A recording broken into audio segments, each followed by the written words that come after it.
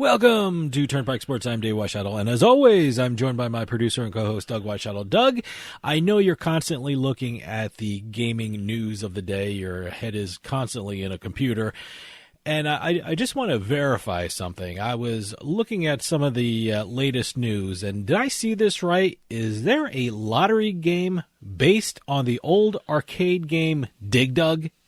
The Minnesota Lottery, yes. Now, Dig Dug, from when we were playing it in the 1980s, right? That Dig Dug. Yeah, the guy in the spacesuit or whatever he was, digging through the ground. He was a miner, wasn't he? It was something. He was wearing a weird suit, like a pressure suit or something. I remember the game. I remember Dig Dug. I remember the guy cutting through the earth and things like that. I just can't remember the ultimate point of the game. What were we trying to do with Dig Dug? Quite honestly, that entire point of that game was lost on me. I never really figured out the point of the game. I can't remember. I remember playing it. I remember I know going through the earth and the guy digging through the earth, but I just can't remember what the object of the game was. I can't remember why I was digging through the earth, looking for what or doing what. I can't remember. I remember playing it, but I just don't remember the point of the game. Well, remember, there was a whole slew of games that followed along with Pac-Man, where you were going through the channels that Pac-Man had set up, like the hallways or whatever they call them, the tunnels. This was one where you actually went through your tunnels and made your own tunnels. Yeah, I know that. Other than that, I do not know what the point of that game was. I know there were underground dragons that were chasing them. I can't remember the dragons. There were a whole bunch of different other types of creatures. You can actually uncover minerals that gave you extra life, strength, all that stuff. I don't remember that at all. But the whole point of this conversation was now there's a lottery game. A Minnesota Lottery instant game based on Dig Dug. Okay. All right. It just happened. It's very recent. Where's this? Minnesota, you said? Minnesota Lottery. Okay. All right. It's the first time the brand of Dig Dug has been used for any type of game. Yeah. I never thought in my entire life I'd ever be talking about Dig Dug again, especially on this show. But no, there's Dig Dug is back from the grave. Well, you got to remember, even like Michigan Lottery has a license to use Frogger. A Frogger, I understand. Frogger, I've actually seen going across the road. I've seen that. There was a point to that one. Yeah, but I've seen that in casinos, though. Yeah, I've seen that in. There's a skill-based game. I think it was Bally's Casino in Atlantic City. They had Frogger that you can actually win money on. They also have Space Invaders. They have Space Invaders that you can win money on. But this is the first time Dig Dug, the brand of Dig Dug has been used for an instant lottery game. Right. So I'm expecting a lot more to come out. More than just Dig Dug. There's like Phoenix. There's all Galaga. I'm waiting for a lot of the old '80s games to come out. Defender, I'm waiting for. Well, you mentioned Frogger. I mean, a couple Christmases back, I guess, I don't know if this was a joke gift or what was it, but someone gave me an Atari 2600, but it was the new version where the games are already in it. You didn't need cassettes or something like that. Inside the game itself, yeah. Yeah, and Frogger was there, and I was playing Frogger. I still play Frogger, but it doesn't have Dig Dug. But again, Frogger had a point. I don't know about Dig Dug. Well, we got a point this week because we have the object of bringing you a great show. When we do the Beatin The House segment, we're going to have our Week 15 NFL picks. I can't believe it's Week 15 already.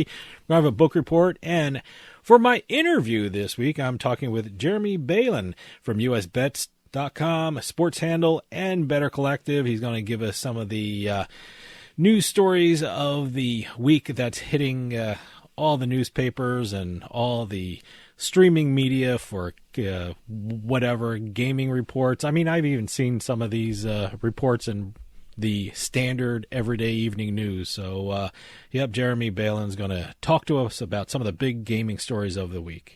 Today's trip down the Turnpike is brought to you by Drizzly, your online liquor store. Available in over 95 cities across North America, Drizzly offers a huge selection and competitive pricing with a side of personalized content. Now there's no need to leave the house. Get alcohol delivered in less than an hour by Drizzly.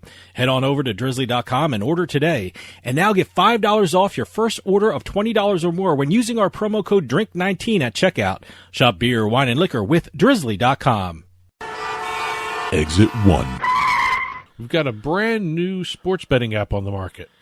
Oh, boy, a new sports betting app. Yes. Wow. Another one, huh? This one is called Chalkboard. Look, I only have so much room on my phone that all these apps are coming out. Funny you should say that about having room on your phone, Oh, because did I just stumble in something this is the goal of the app. Okay, all right. And I'm going to read you the press release language, and you tell me what this press release language says. By the way, I apparently hit on something that I inadvertently hit on. So, okay, tell me what you're talking about. According to the press release, all right. Chalkboard's unique and innovative social platform provides seamless real-time bet tracking, score updates, and heightened social interaction between sports fans, friends, and families for an entirely new sports betting experience. Okay. Tell me what that meant. And as a matter of fact, it's exactly what you said before. Is it like a chat board? Does anyone use the word chat board anymore? But is it something like that? It's fancy language for what's technically termed an aggregator app.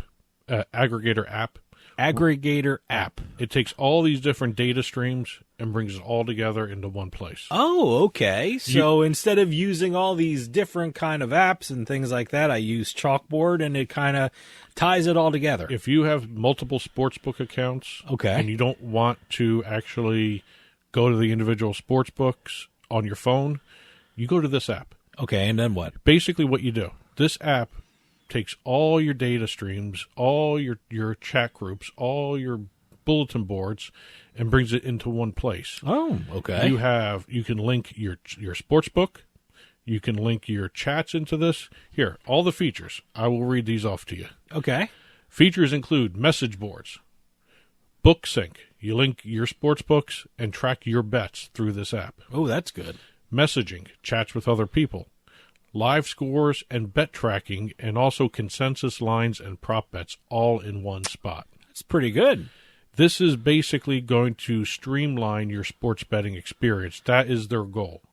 You see, when I first heard you talk about it, I was thinking, oh, boy, another app coming. I only have so much room on my phone, but this is actually helping me out. This is actually you will be able allowing me to have more room on my phone, right?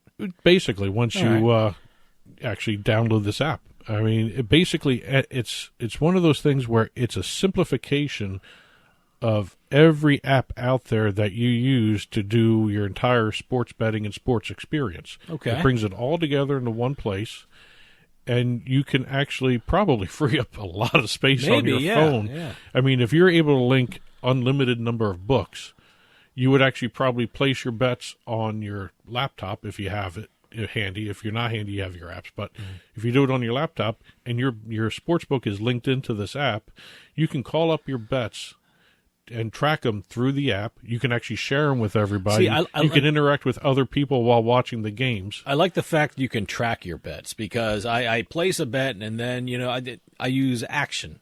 At the Action Network, they have a way you can track your bets. So wherever I put if you look at my phone, I have a ton of sports betting apps on it.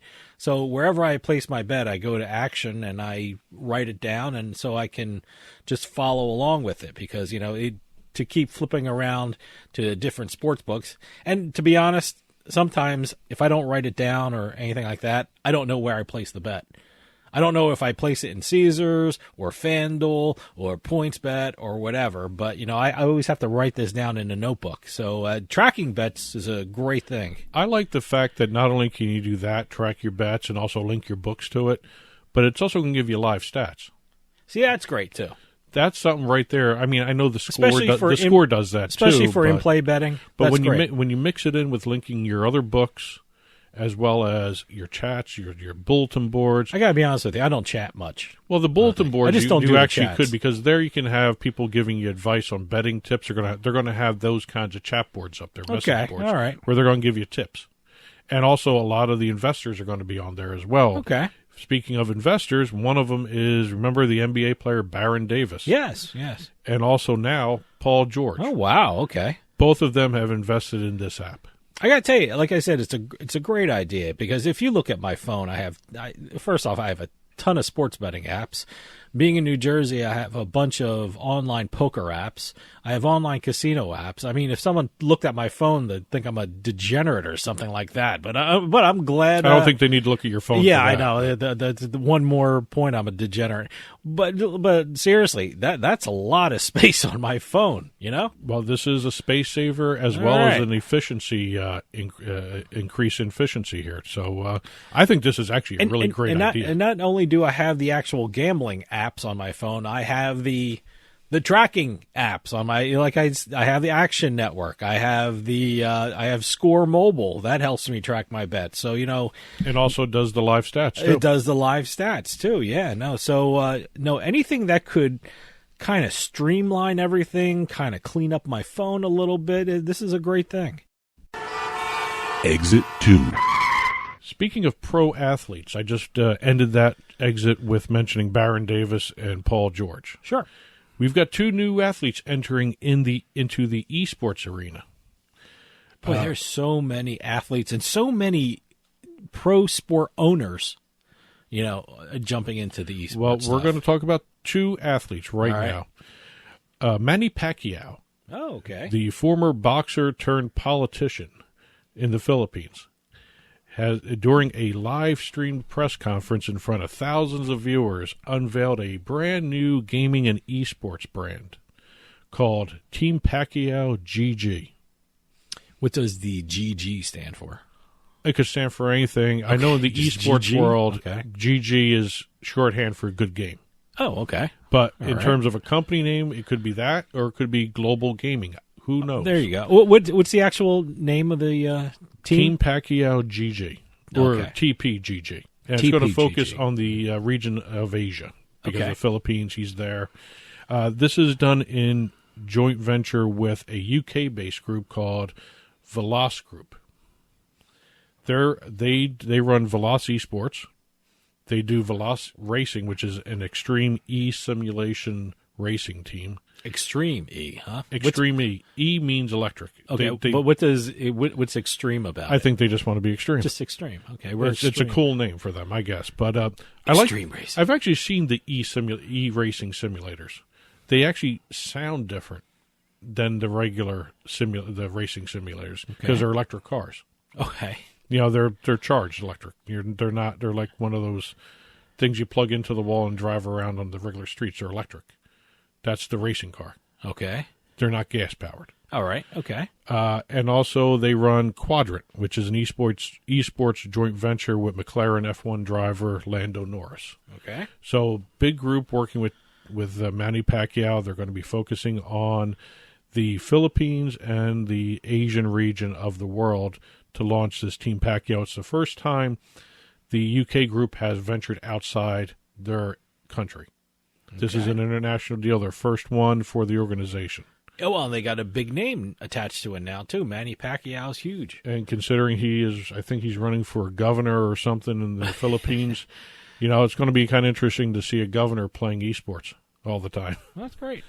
The other athlete we're going to talk about here is former Titans and Saints defensive back Kenny Vaccaro.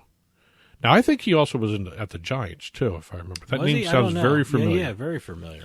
But he has announced his retirement so he can start up his own esports organization. Great. He hung up his cleats.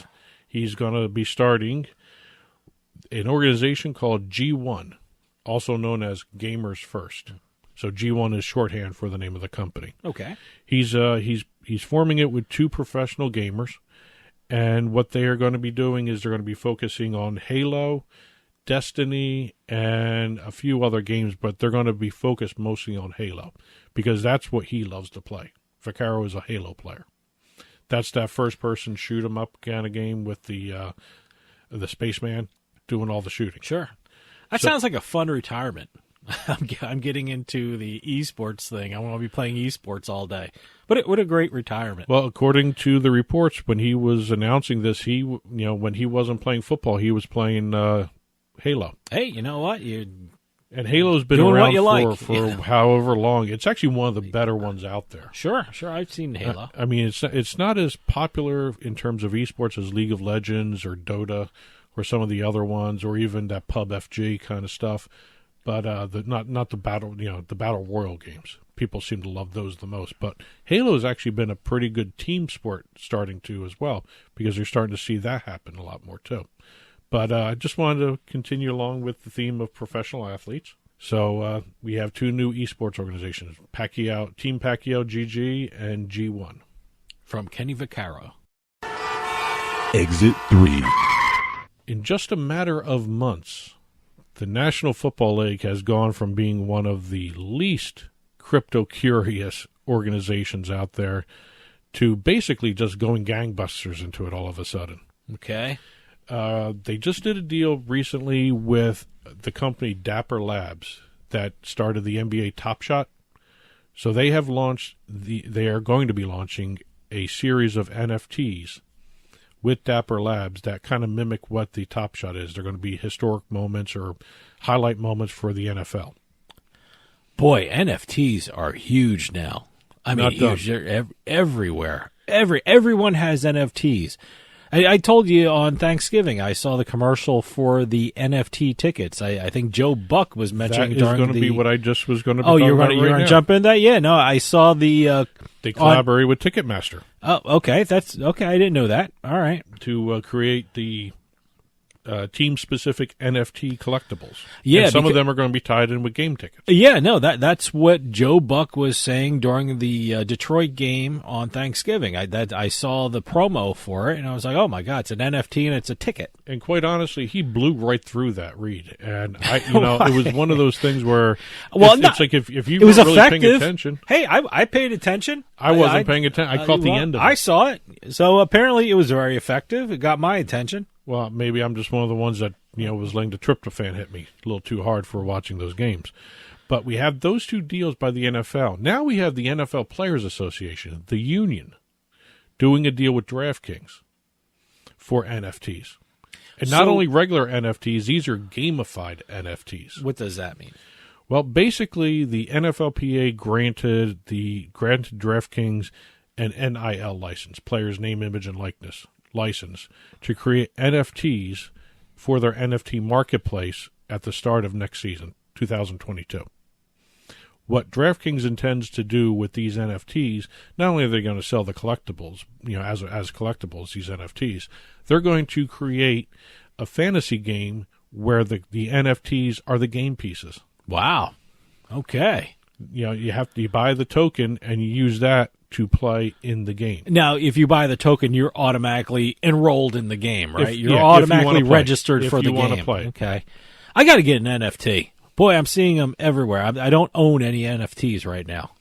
I don't know. These might be the kind I'd like, Well, again, if the NFT has extra stuff to it, I'm interested. But if it's just a graphic with somebody's branding on it, I'm not that interested in buying one of those. Maybe it's just because I'm not a collectible type of guy. I mean, I used to do comics, even football and baseball cards, but I guess these are the football and baseball cards of the next generation. I'd certainly be interested in some of the big NFL moments or something like that. I'm waiting for college football. You just talked about name, image, and likeness deals. And whenever you talk about NIL deals, you're talking about NCAA, and I wonder NFTs are kind of come along with, name, image, and likeness of the big college football plays of history, really.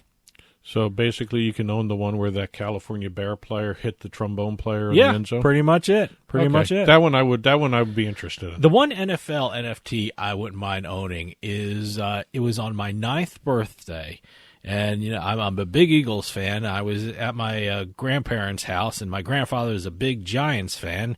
November 19th, 1978. And all Joe Pisarcik had to do was kneel on the ball, and he didn't. He tried to hand it off to Larry Zonka, and what happened? He fumbled, and Herm Edwards went in for a touchdown.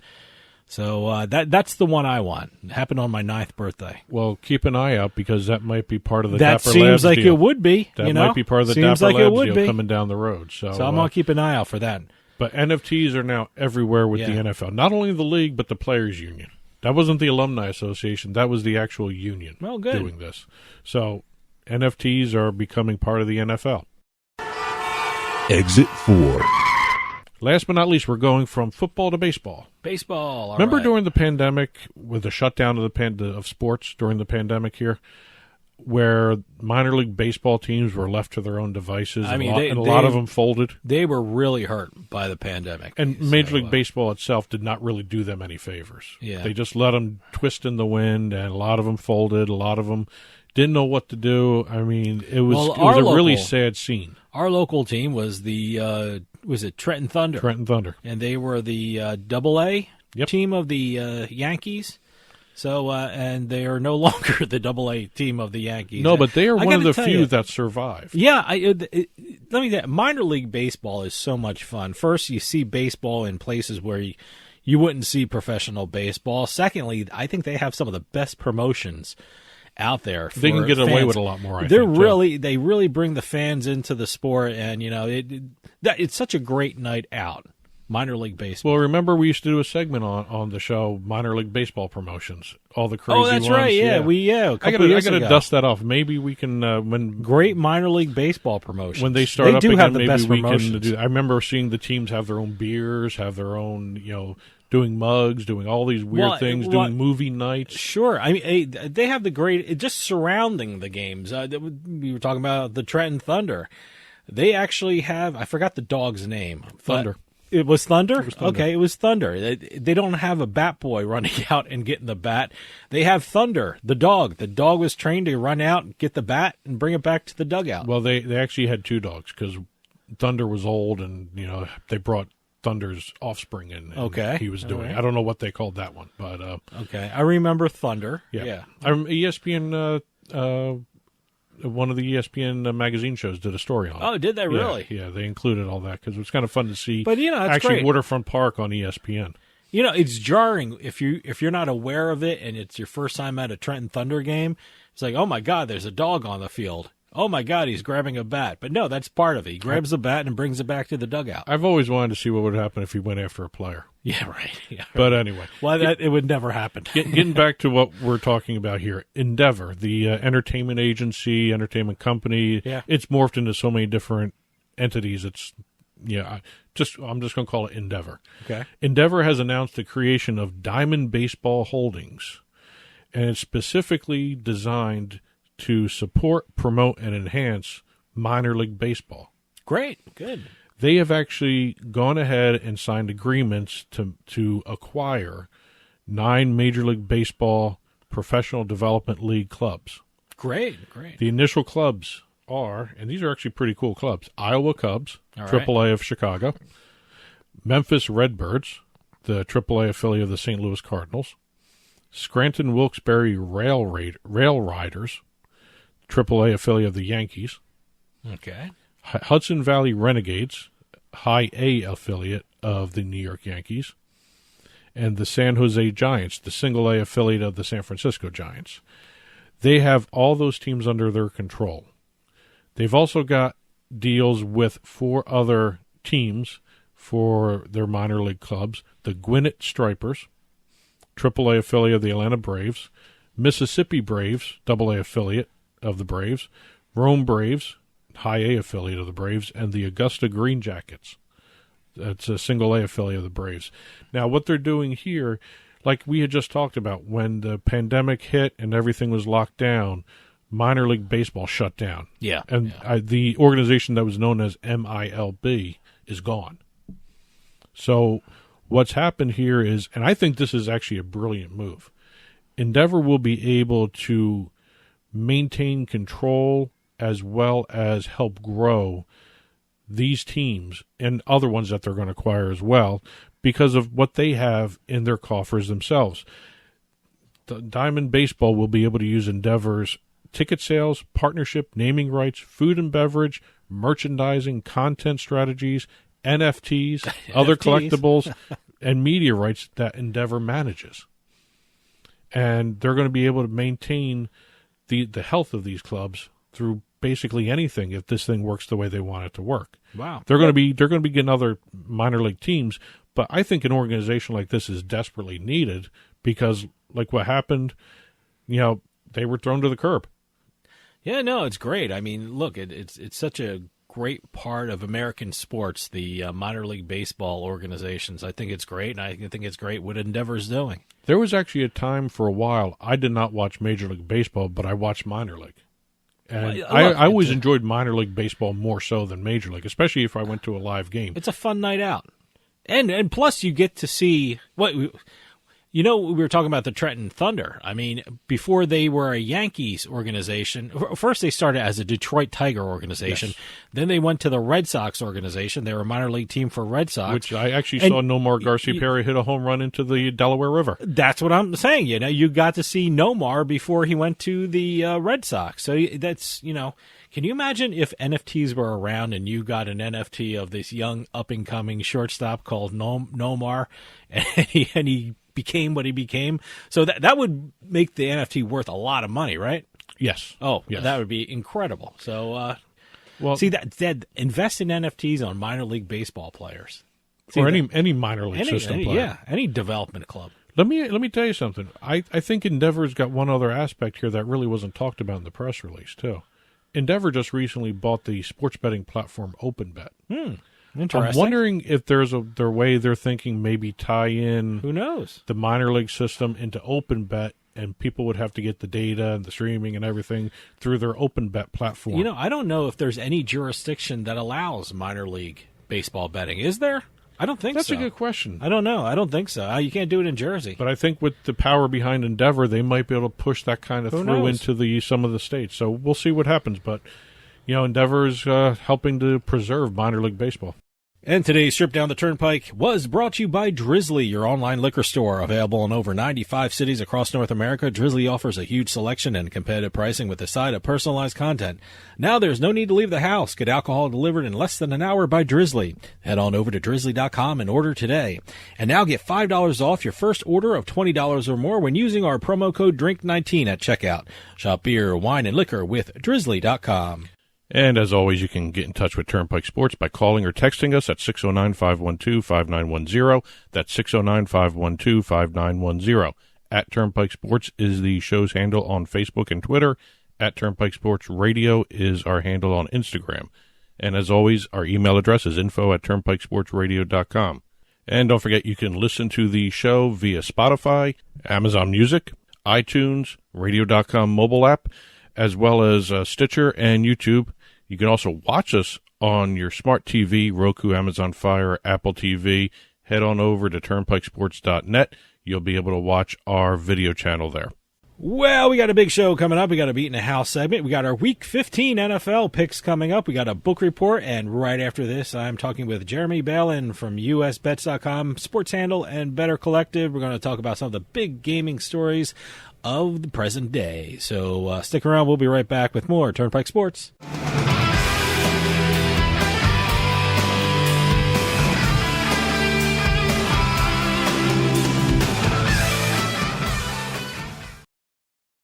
Psst. Yeah, you. Come here. Haven't you heard?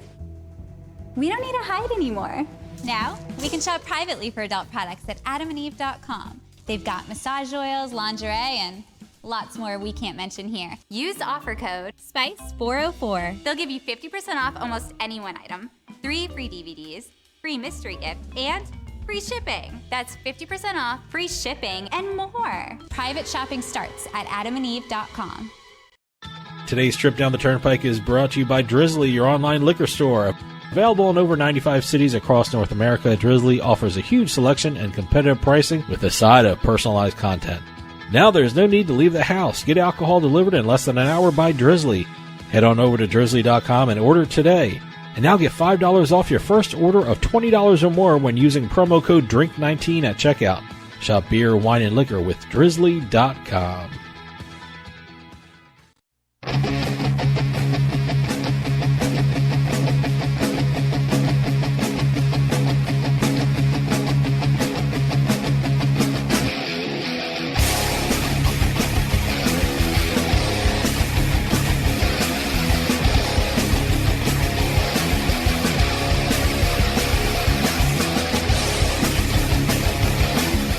Welcome back to Turnpike Sports. I am Dave Weischadle. Lots of things are happening in the gambling world. Sports books are making huge deals, and interesting things are happening in horse racing.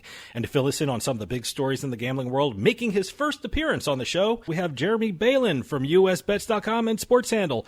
Jeremy, thanks for joining us. Thanks for having me, guys. I'm glad to be here. One of the great things about doing this show and knowing Adam Small from Better Collective is that I get to interview the writers from the Better Collective family. Now, this is your first time on the show, like I said, because you just began writing for USBets.com and Sports Handle. Tell the audience about yourself and what you were doing before you became a Better Collective writer. So I was working at Twin Spires and Churchill Downs Incorporated, doing editing, marketing content, and there's some of their sports book and race book stuff over there. But prior to that, I was a journalist. I was a turf writer for 4 years at Blood Horse prior to my time at Twin Spires, and I was a sports writer at newspapers and websites for 10 years before that. So definitely jumping into a new sphere, but I've been in the gambling area for a little while since I started covering horse racing, and through the government side for a little while too. So definitely touching on a lot of that stuff my first couple weeks here, and looking forward to really getting entrenched in this beat.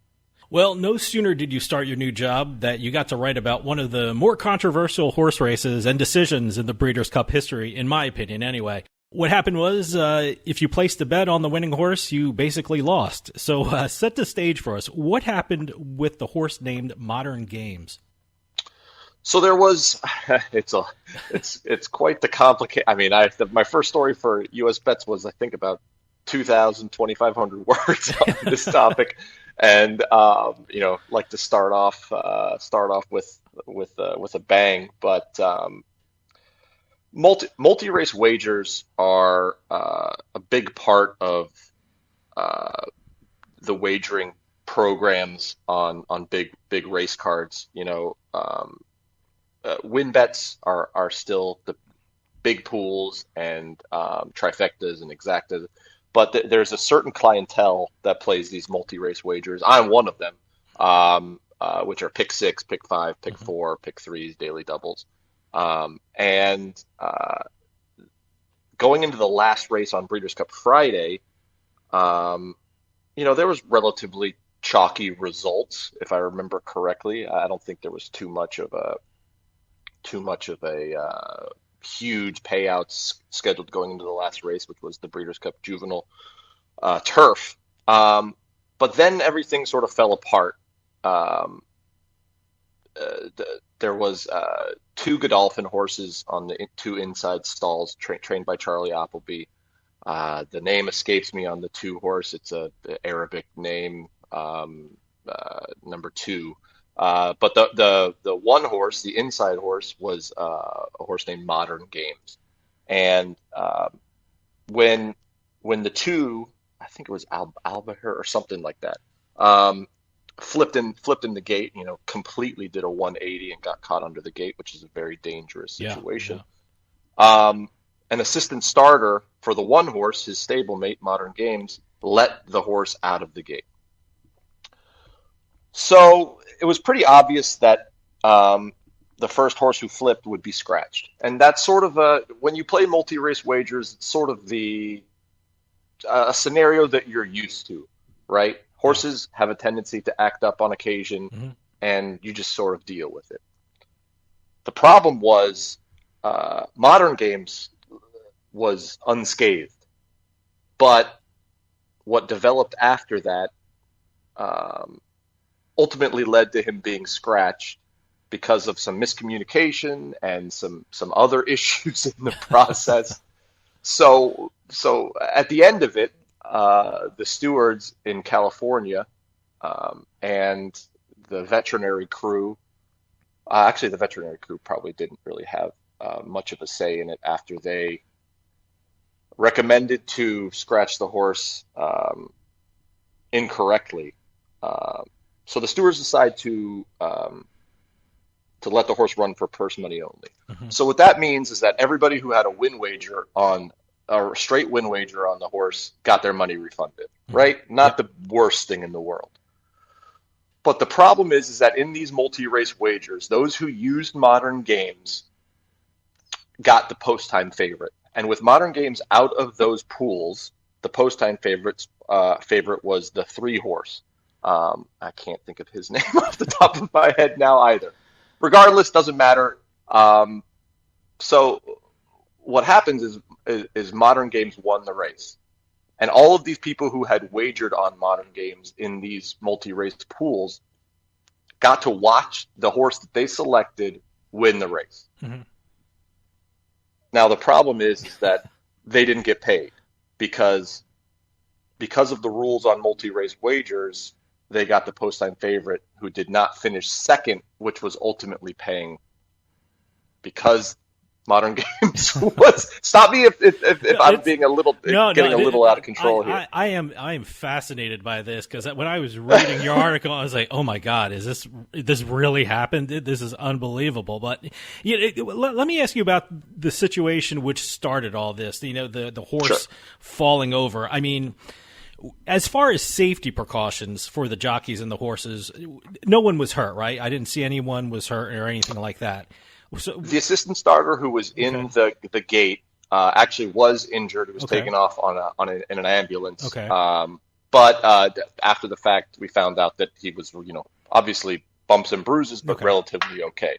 Frankie Dettori jumped out of the jockey jumped out of the gate and was actually okay. So as far as safety procedures, I mean, the proper safety procedures were followed by the staff and the vets at the track. They got that part right?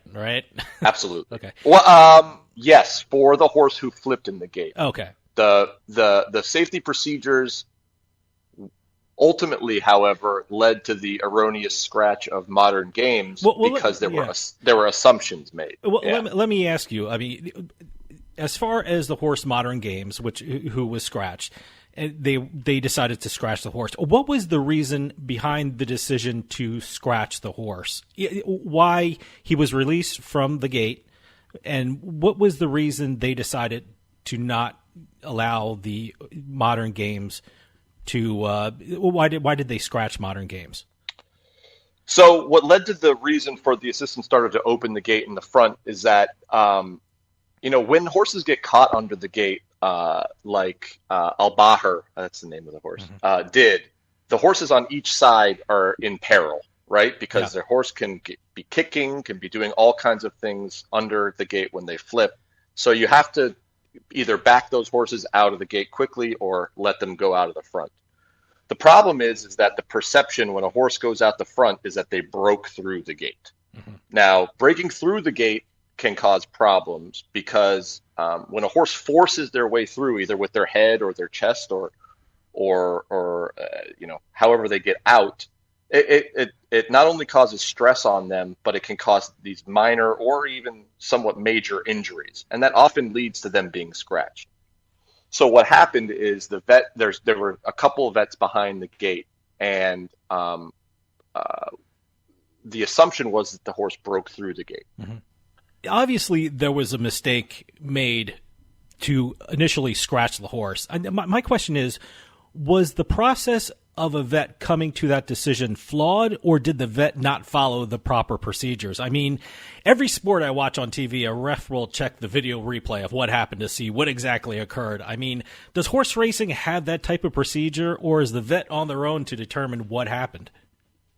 The vet in a perfect world should be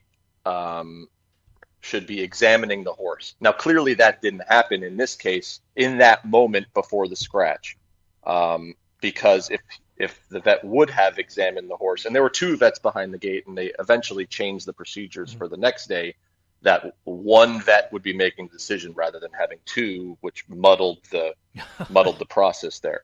So if he would have examined the horse, he would have found out that modern games was just fine. Problem is that the vet, we assume, we don't know exactly how this whole process went. We assume because of what happened that the vet felt that the horse broke through the gate and scratched the horse, because that is often what leads to a scratch. What happened afterwards, however, is that the vet found out that the horse was okay. Now the horse is scratched and out of the pools. So what do we do?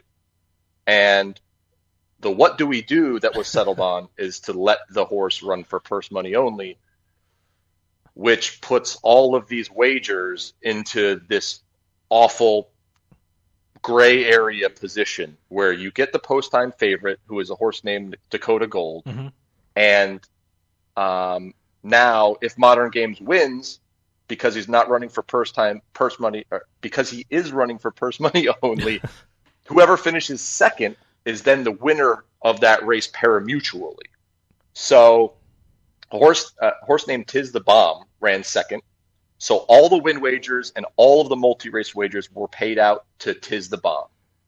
But if you had wagered on the actual winner of the race in those multi-race wagers, you actually got Dakota Gold, who was the post-time favorite, who finished fifth. That pays nothing. So this is not a unique situation to multi-race wagers. People are used to horses getting scratched and getting stuck with a horse they may or may not have used. The difference here is that the people who had the winning horse on their wagers actually had to experience the visceral reaction of watching their horse win and not getting paid. I'm trying to think if I was at the track and I made a bet on this horse that won, I mean, how did they explain it to bettors who were actually at the track? I mean, you wrote an incredible article about it explaining it, but if I was at the track and it just happened, how do they explain that to bettors who are holding that ticket at the track in real time? Not very well. Yeah, apparently. I mean, I think people who follow racing regularly and wager on racing regularly sort of understand the circumstances of these wagers. But I mean, it was a chorus of boos. I mean, it was raining boos after Modern Games won the race. So it's obvious to me that people felt that it was unfair. I would be hard to. I mean, the CHRB argued that it was a fair process. I don't know how you come to that conclusion based on literally paying people who didn't win the race. So there's a select group of people who had Tiz the Bomb on their tickets that got paid, but Modern Games was singled and selected in those multi-race wagers on a lot of tickets. Ranging from $100 and change in the pick four to $3,300, I believe it was, on pick six tickets. So I think I wrote there was somewhere between upwards of 7 million in those multi-race pools that was essentially redistributed from the actual winner of the race to the horse who finished second. I talked to a lot of people involved in horse racing, and many have expressed concerns that, like in situations just what occurred in the Breeders' Cup, it's the bettors that pay for the biggest price for a mistake at the track. I mean, in this particular situation, is the rule that was enforced flawed, or was it interpreted in a way that it didn't intend for this rule to be interpreted? The one thing I thought of is like, wow, this is like the horse racing equivalent of the tuck rule. You can see it. Was it a fumble? But it was a fumble. But you look at your eyes, it was a fumble. I mean, it was that kind of thinking on my part. I mean, what is this rule flawed? It's a bit of a combo platter. Yep. You have the original human error behind the gate from the vets, and then you get into the next layer of, okay, how do we fix this, and how do we make it the least worst decision that we can. The problem is that in these situations where something doesn't go exactly right, the bettor is almost always the one who bears the brunt. So I wrote a few examples about this. When there's a surface switch, when there's rain and races get taken off the turf and run on the main track, pools get diluted and the bettors ultimately see their payouts decrease. The horses who run in the race, the owners who collect the purses, still get all of the money based on who wins, runs first through fifth. The track gets their cut of the pools just the same. For another example is drug positives after the fact. We can find out 2 or 3 months after that a horse was may or may not have been enhanced or had an overage in an illegal drug. And the purses are redistributed based on who didn't violate the rules, right? So if a horse wins a race and is found to have a drug test, they are disqualified, and the purses are redistributed based upon that. But the people who wagered on other horses in that race get nothing back, right? And the track still gets their takeout of the pool because that was 2 or 3 months ago. Or another example is it's at Saratoga a few years ago. They ran a race at the wrong distance. So it wasn't a huge difference in the distance, but it means something, right? Yeah, so no, again, absolutely. Purses were distributed to all of the horses' connections. Track was able to take the takeout from all of the pools, and those who wagered on the race, who were operating on a false set of circumstances, got nothing, no sort of recourse, no way to get money back on a wagering event that they wagered on that was not as it seemed. Do you think this incident will force the industry to take a look at how to predict bettors with regard to scratches, especially in multi-race pools? I mean, this mistake was done in a pretty big race. It was a pretty important race. And, you wrote an article about it. We're talking on the radio about it. Do you think the fact that it would happen in such a big race will kind of spur on some changes in the industry? You hope that that's the silver lining, right? Because it was the story of, at least from the gambling side of things, it was the story of the weekend. But there's just been so many examples of sort of these embarrassing things that happen in racing that just never really result in much. You would, and the thing is that this wasn't necessarily Breeders' Cup's fault. This was not necessarily Del Mar's fault. This is, a human failing combined with, issues within the rules, and within a lot of people think in the tote, which is just not a modern game, not a modern game system, right? The tote is a very old system so there are ways in multi-race wagers for you to set alternates. The problem is that you can't do them online on ADW sites. You can only do them at brick and mortar, either at the racetrack or at an off-track betting location. So there are sort of these safeguards, but it's just for only a certain segment of the public. On these big days, there's people wagering from around the world and around North America, putting money into these pools who have no access to that alternate provision, which would be great. But so if the question is, what can we do? I think the first thing is allow alternates to be set in these multi-race wagers for everybody. I think that's the easiest thing to do. And I think people who will tell you that they can't do it will say it's not so easy within the tote system. And then the other thing is that, maybe that horse shouldn't have run. And that sucks for Godolphin. It sucks for the jockey. It sucks for the trainer. But who are we trying to protect here? Who is the most important person in this equation? More than $7 million was put from one set of players to another set of players. I would argue that maybe people should start thinking about the gambler more than the owner on occasion.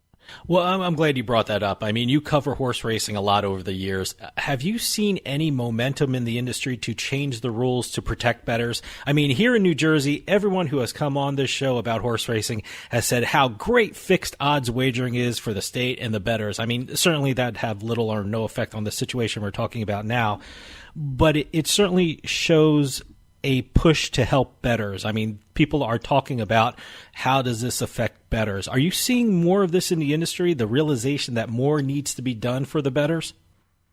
I'm not sure there's a realization, but people have been complaining about this for as long as I've been involved.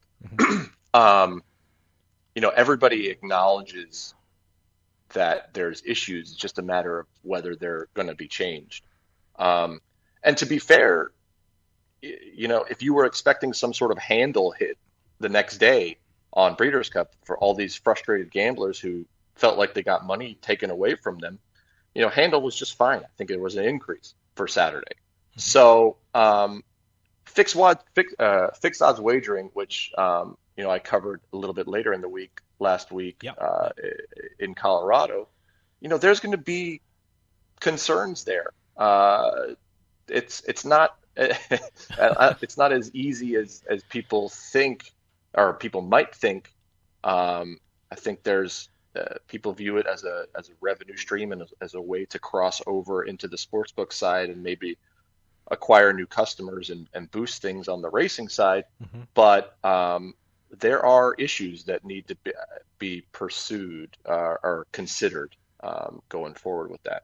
Well, let's talk about the fixed odds wagering. Sure. I mean, it's like you said, you wrote about it in Colorado. I mean, right now, what is going on in Colorado with fixed odds betting on horse racing, and what seems to be the future of that in the state? I think it's inevitable. It's just a matter of the details which need to be ironed out with the horsemen and with the tracks, and to figure out a way to make it work.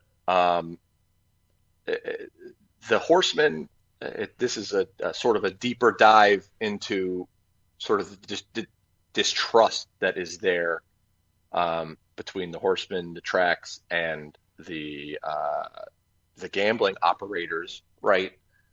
This dates back to the earlier ages of the internet when these ADW agreements were made, when online wagering was just a fraction of overall handle, right? Mm-hmm. People were just getting introduced to the internet and just getting introduced to wagering online.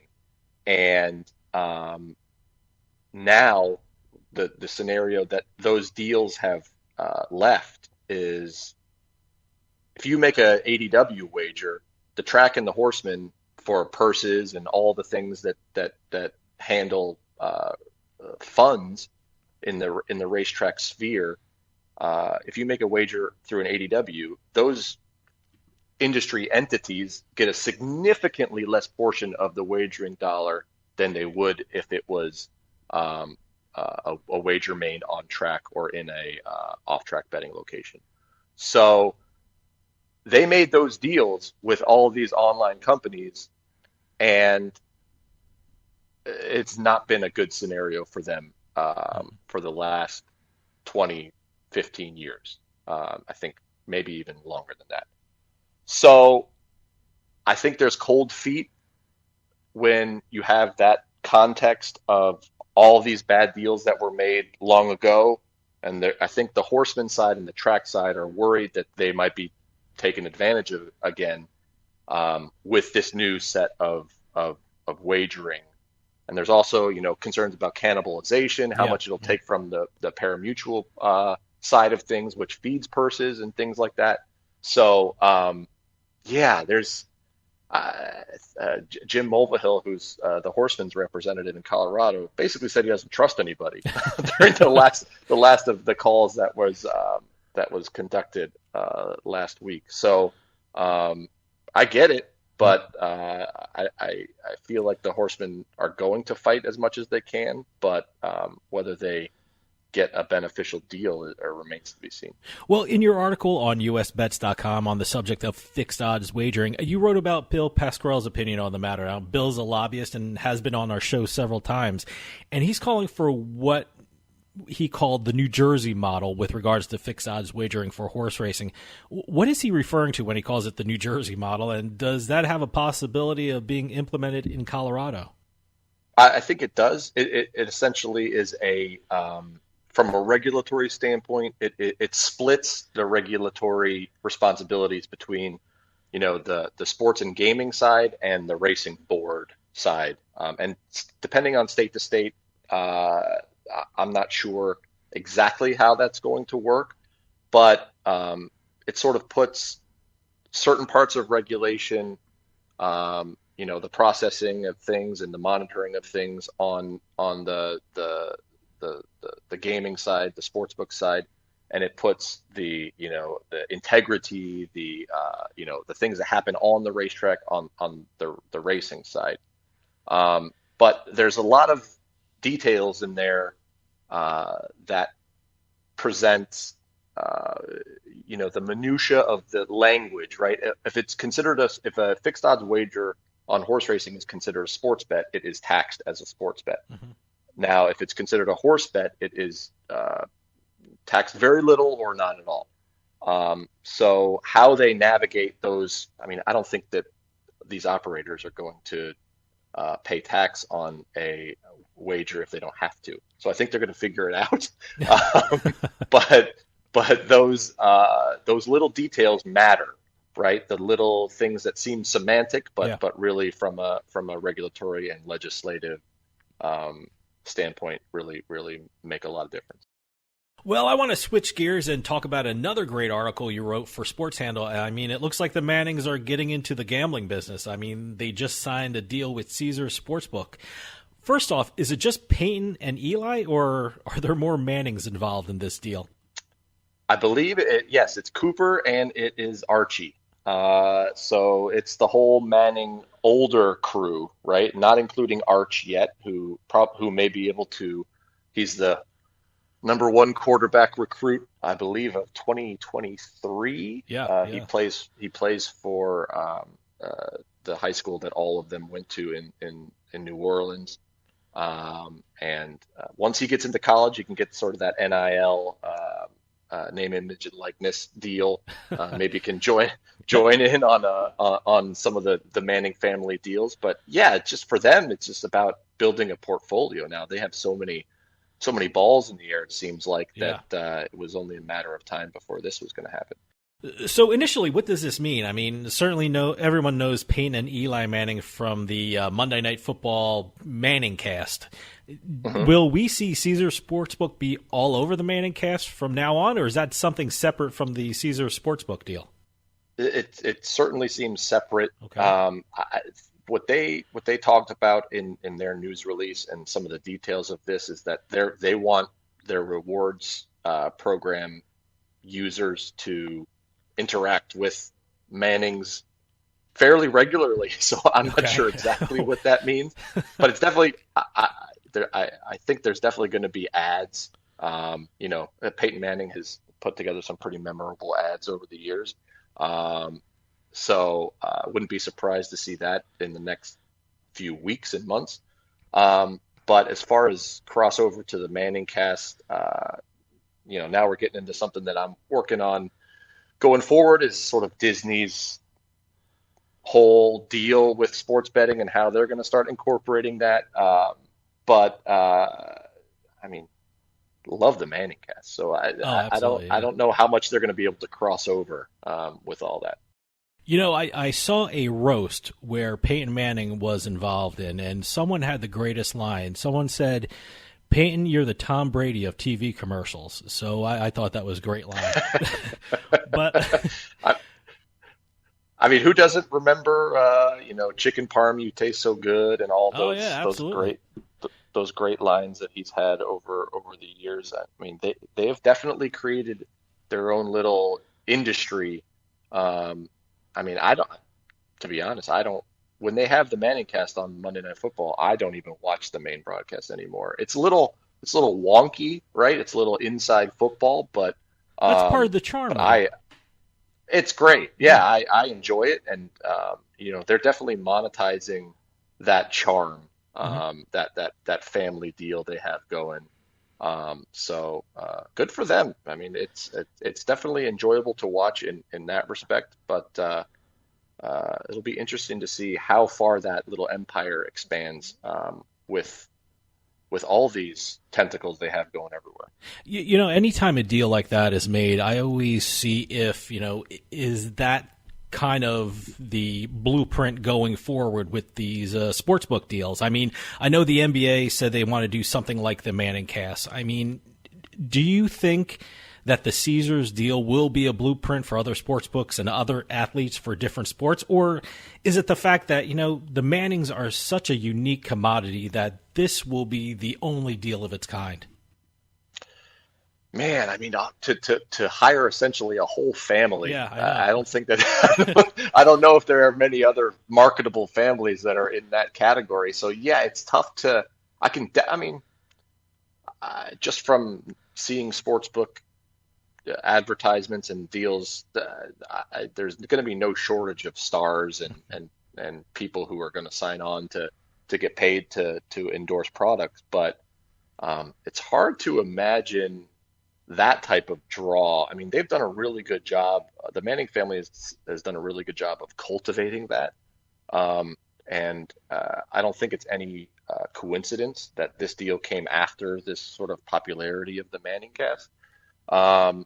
So I think you're right that there may be a little bit of a lightning in a bottle thing with this specific deal. But I don't think there's going to be any shortage of celebrity endorsements and things like that going forward.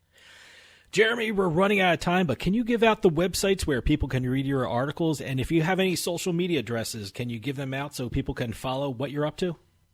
Sure, absolutely. usbets.com is and Sports Handle are the main places I'm going to be writing going forward. CO Bets for Colorado News, which is where that fixed odds wagering article ran last week. And you can find me on Twitter at Jeremy Balan, JeremyBalan. Jeremy Balan from usbets.com, Sports Handle, and Better Collective. Thanks so much for coming on and keeping us updated on some very interesting news stories from the gambling world. I look forward to reading more of your articles in the future, and please come back on and keep us updated about what's going on in the gambling industry. Thank you very much. Stick around. More Turnpike Sports right after this.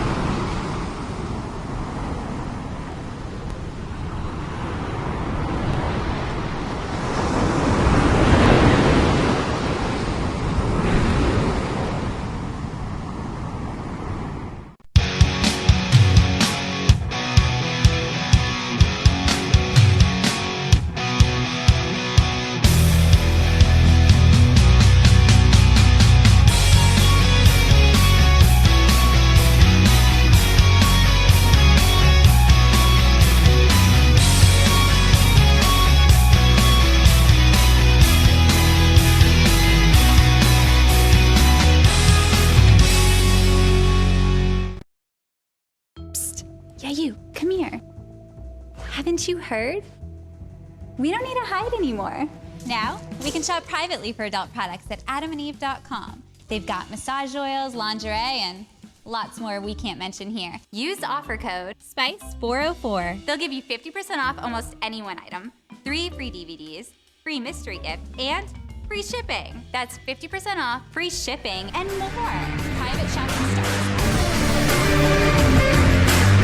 It's a casino. People gotta win sometime. Now, if you'll excuse me, I have a giant, colorful check to deposit.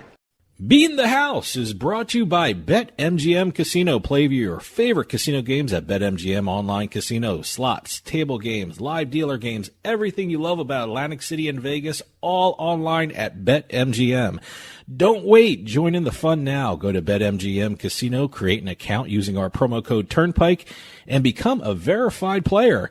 New players get $25 free when signing up, plus a first deposit bonus up to $1,000.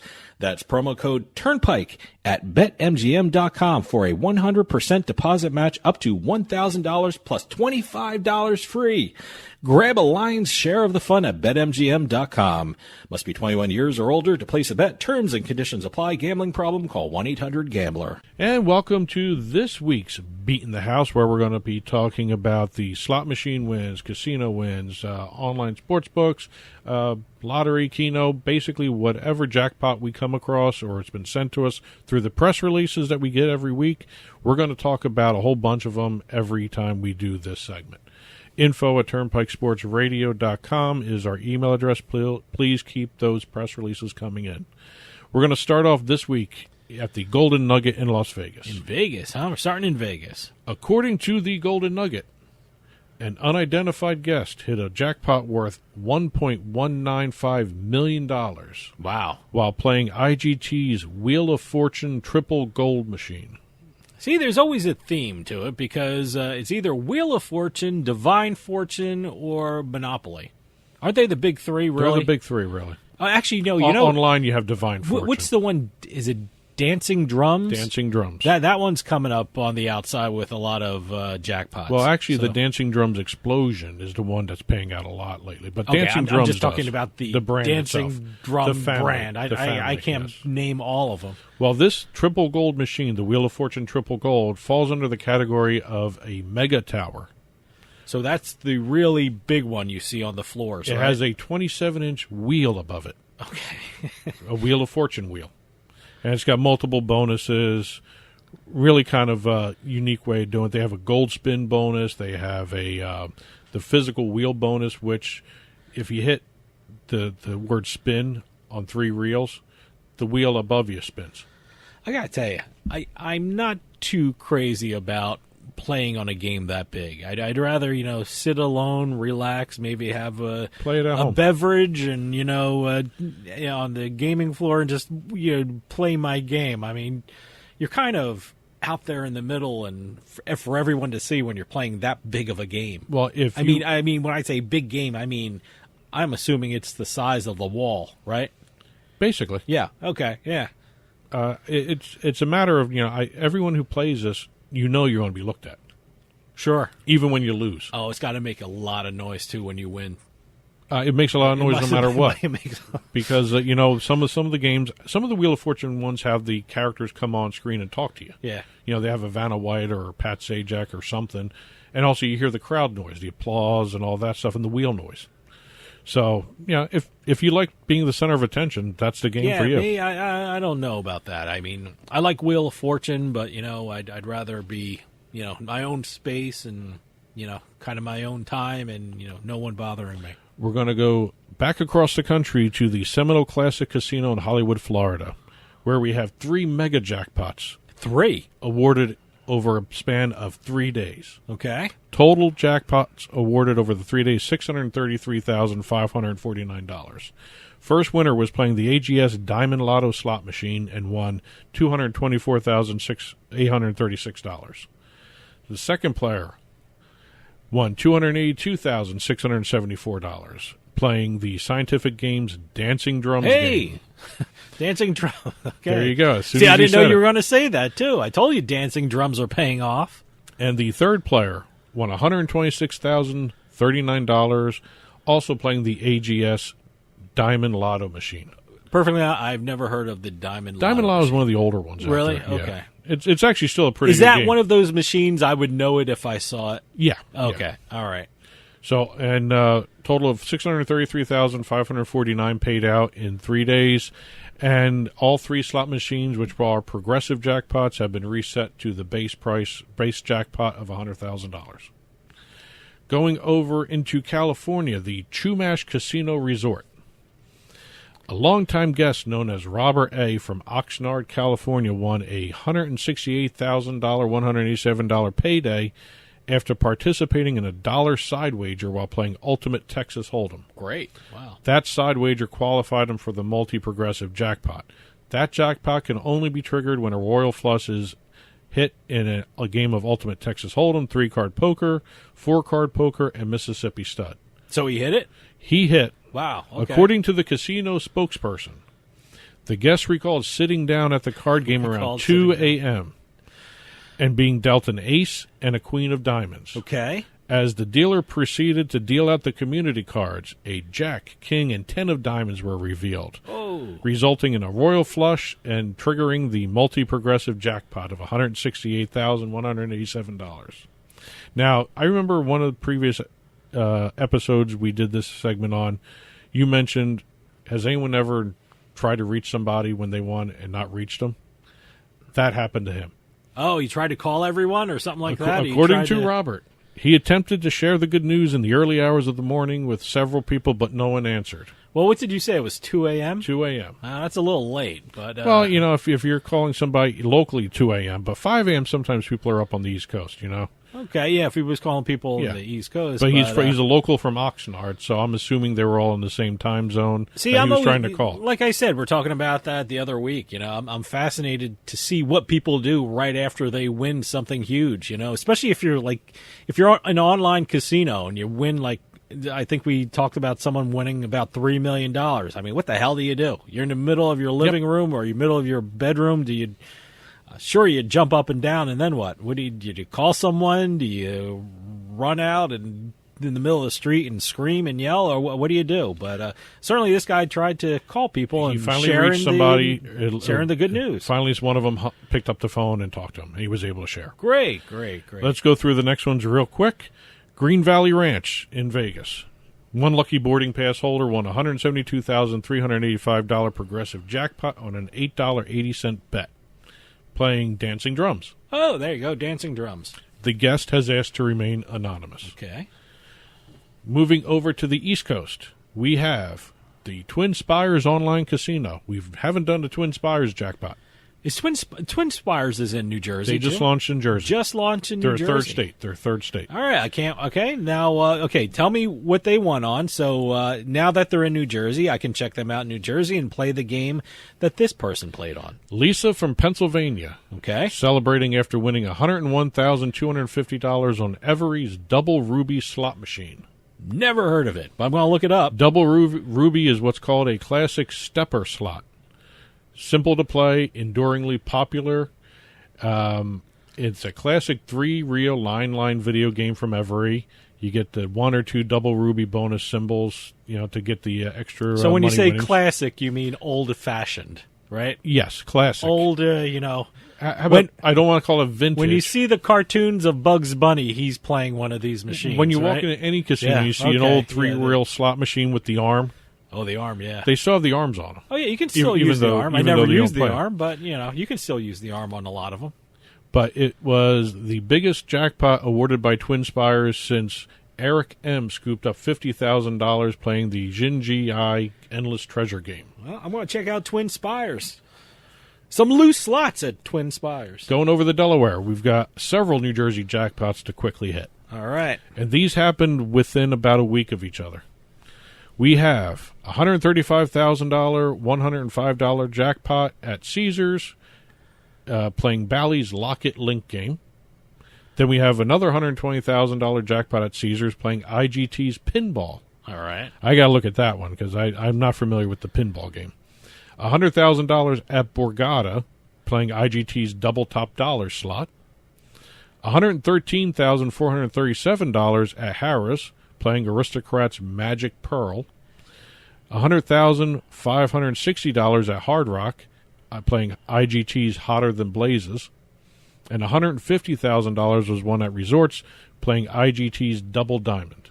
The only one I've heard of is the Double Diamond, so I'm going to check out these other ones. Well, I've heard the Lock-It Link, but not on the East Coast. I've heard the Lock-It Link, but I heard it from you. Yeah, I think it was in one of your reports. It was Circa. Circa had a Lock-It Link jackpot. Okay. You actually remember where these jackpots were?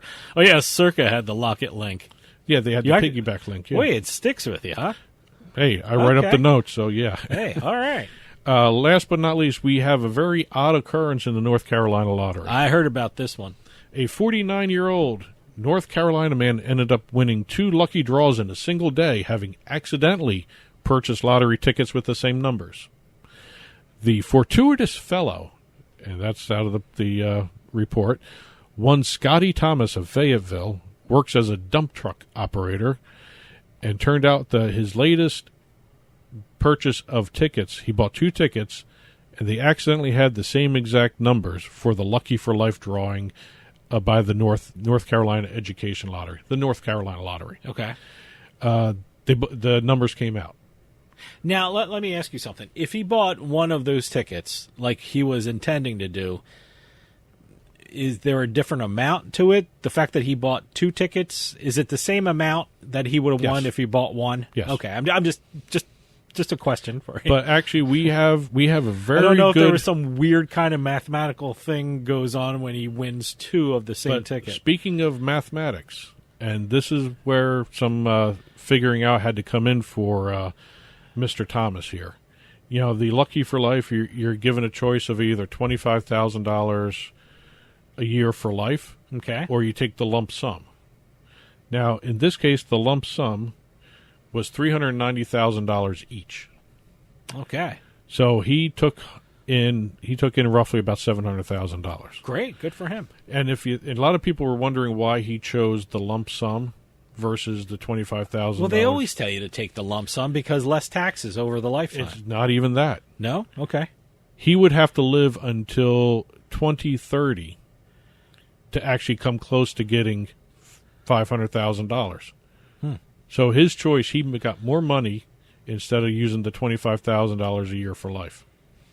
Hey, you know what? When you get a chance, take the lump sum. Number one, over the long haul, you're paying less taxes. And number two, we just went through a pandemic. Who the hell knows what's going to happen next year, you know? Always take the lump sum. Well, I don't even know if I'm going to live through the 2030s. Who knows? Who knows? Take the lump sum. And last but not least, the odds of him winning this, 1 in 1.81,026 to get that kind of jackpot.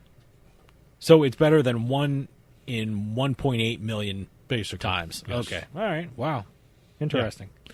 That's it for this week's Beatin the House. Keep those press releases coming in. Casinos, bingo parlors, online. How do you say parlors? I messed up the word. Parlors. I had my little Massachusetts burp in there. Parlors. So. You're not even from Massachusetts. I know, but spending time up there from law school and all that stuff, it wears on you. Yeah. But anyway, betting parlors. You did it again. See? I can't say the word. Betting parlors. I'm stopping that word from now on. Anyway. By the way, are they even called betting parlors anymore? I don't even call them that because I can't say the word. But anyway, keep them coming in. info@turnpikesportsradio.com, and we'll keep doing this segment. Our NFL picks are coming up, so stick around. We'll be right back with more Turnpike Sports.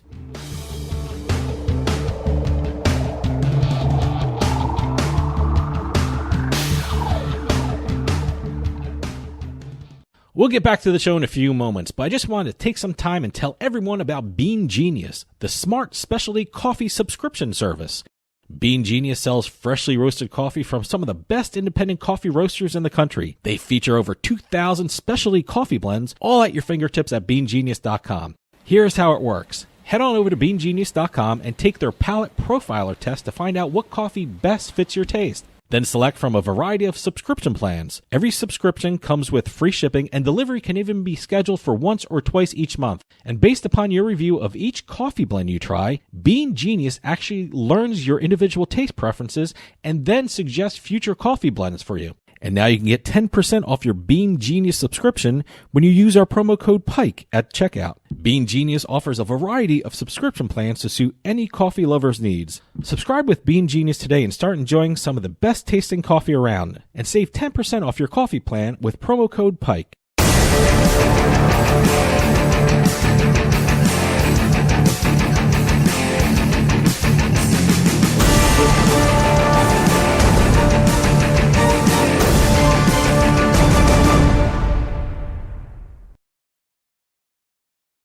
This week's Turnpike Sports Pro Pick segment is brought to you by Fubo Sportsbook. Get in the game with Fubo Sportsbook. Integrated with Fubo TV, Fubo Sportsbook is designed to meet the U.S. sports fans' growing demand for interactivity. You can use their Watching Now feature to view wagering content based upon what you're streaming on Fubo TV, even as you change the channel. And now new customers get a risk-free bet up to $1,000 plus a free month of Fubo TV when you sign up at FuboSportsbook.com with promo code WATCH. WATCH. That's promo code WATCH when you sign up to get your first risk-free bet up to $1,000 at Fubo Sportsbook, plus a free month of Fubo TV. Sign up, then sync up to enjoy one of the most unique and personalized sports experiences in the market today. Watch, wager, and win with Fubo Sportsbook. Iowa only. Must be at least 21 years old to place a bet. Terms and conditions apply. New customers only. Problem gambler? Call 1-800-GAMBLER. And welcome to Week 15 of this NFL season. I can't believe it's Week 15 already. I know. It's just blowing by here.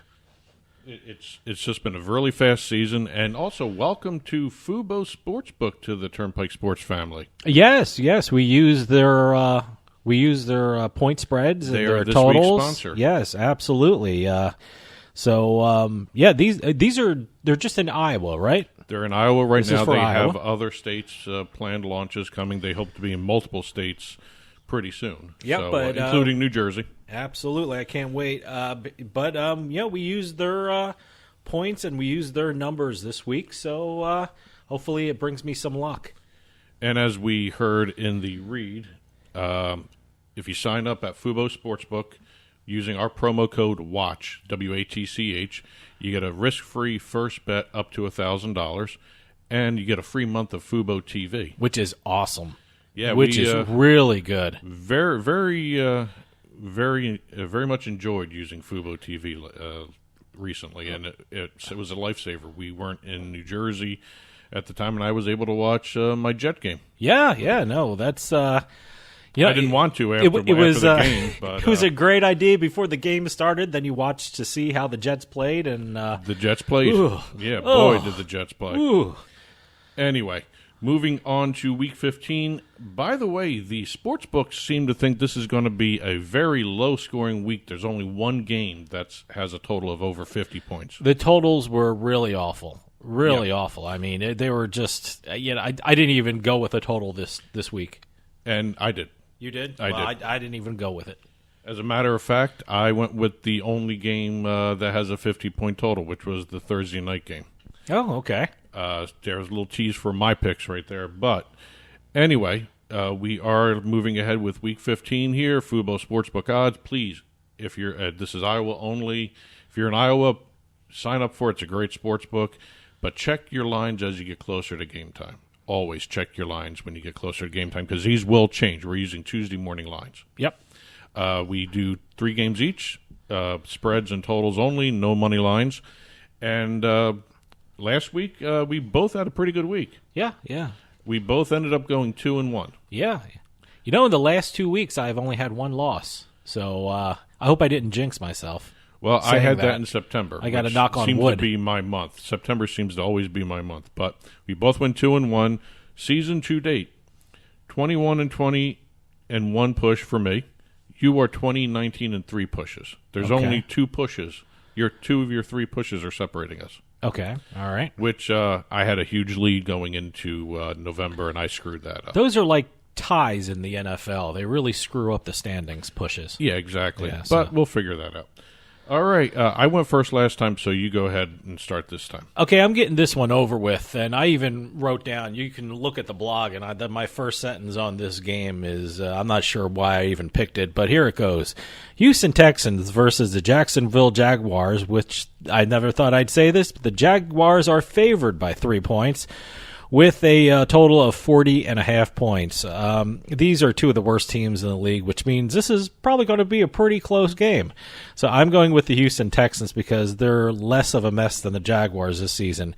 And by the way, if you need some justification for the Texans are 5-2 against the spread in their last 7 games against the Jaguars. So I'm leaning toward the Texans in this one. That actually might be one of the more interesting games to watch. And by the way, whenever the Jaguars are favored, my rule of thumb this season is go with the underdog. So the underdog is the Houston Texans. Well, my first game, as I said, is the Thursday night game, the only game with a 50-point total. Kansas City Chiefs favored by 4 points against the Los Angeles Chargers, over-under of 51. The Chiefs are 7-1 against the spread in their last 8 games in Los Angeles. The road team in this series, which is Kansas City this time, is 15-5-1 against the spread in their last 21 meetings. All that being said, the Chargers have entered last week, week 14, as the only team to average 26 points scoring and also allowing 26 points in scoring per game, which is kind of a weird stat. Mm-hmm. The last 2 games for the Chargers totaled 58 and 63 points. The last 2 games between these 2 teams were 54 and 59 points. I think you're going to see that trend continuing here. I'm going with the over 51. My next game is the Tennessee Titans, who are favored by 2.5 points versus the Pittsburgh Steelers with a total of 41.5 points. I like the way the Tennessee Titans have been playing lately. The Steelers, on the other hand, are really struggling to score points. Here are some of the stats that lead me to pick the Titans in this one. The Titans are 18-7 against the spread as favorites in their last 25 games. They are also 13-4 against the spread in their last 17 road games. On the other hand, get this one. I'm shocked at this one.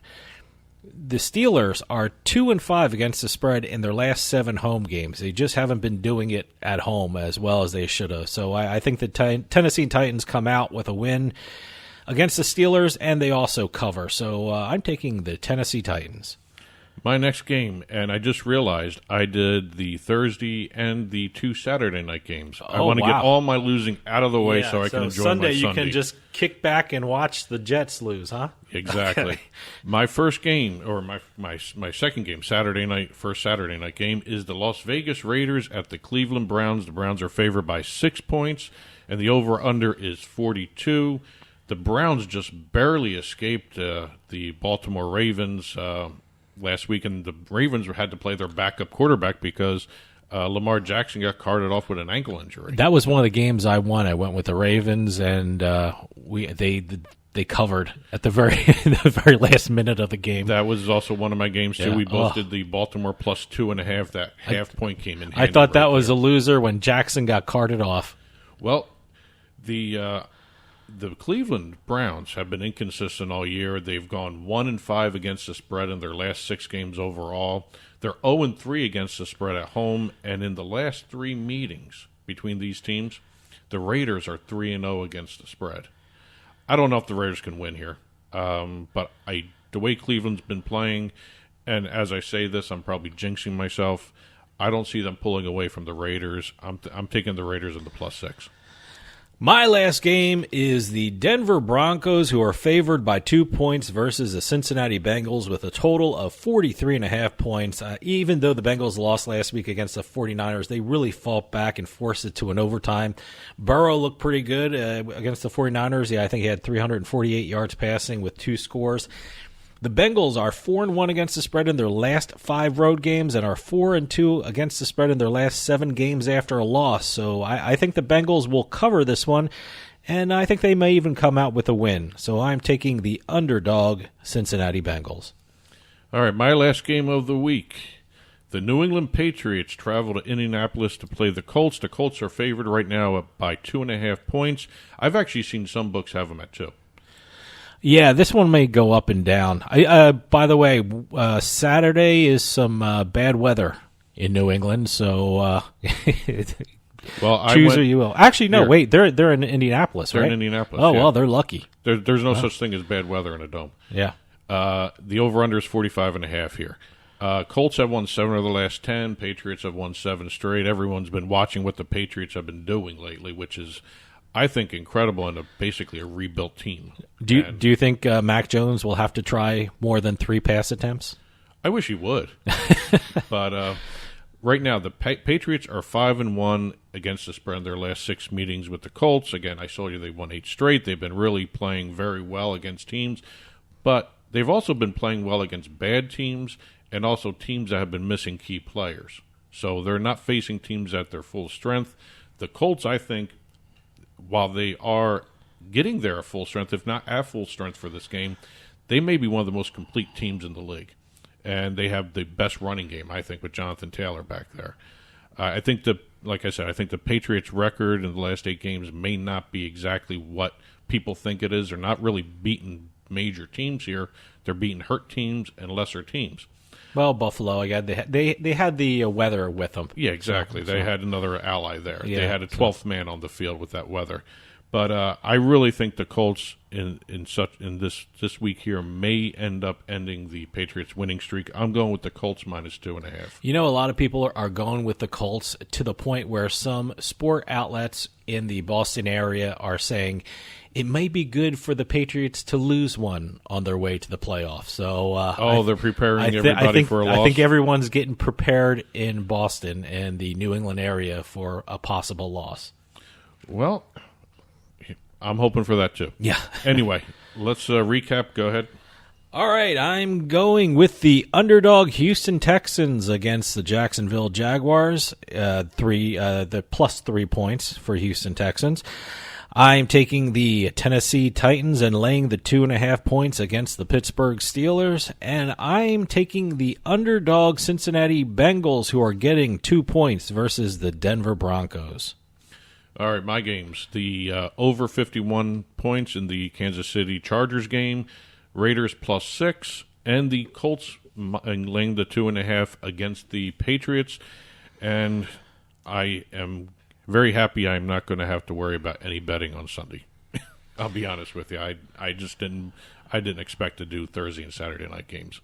Well, the book report's next, so stick around. We'll be right back with more Turnpike Sports.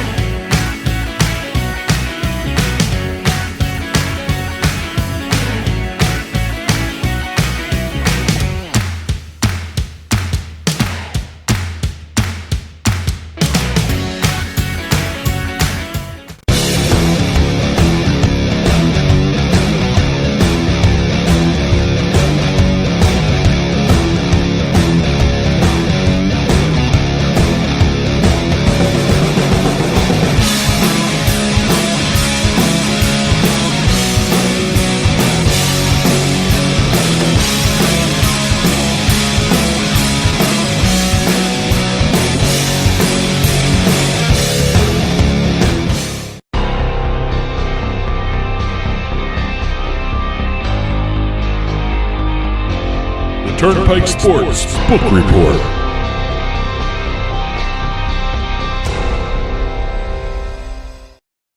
The Turnpike Sports Book Report is brought to you by BorgataSports.com. Your favorite casino is not your favorite sportsbook. Available anywhere in New Jersey, BorgataSports.com. Sign up at BorgataSports.com using our promo code PIKE, that's P-I-K-E. Make your first wager of $20 or more and you'll get $100 in free bets. That's $100 in free bets when your first wager on Borgata Sports is $20 or more. Get into the action with BorgataSports.com. Must be 21 years or older and in New Jersey to place a bet. Terms and conditions apply. Gambling problem? Call 1-800-GAMBLER. And welcome to this week's Turnpike Sports Book Report, where we're going to be talking, as usual, about all the different state reports, the national reports. We've actually are going to be able to close the book on October with the reporting of Illinois. Ah, yes. They're the state that always reports a little late, huh? They are always about 60 to 90 days later than everybody else. Wow. We've also got a bunch of launches, including a new state launch. We have some new legislation to talk about, especially with Ohio there passing their bill.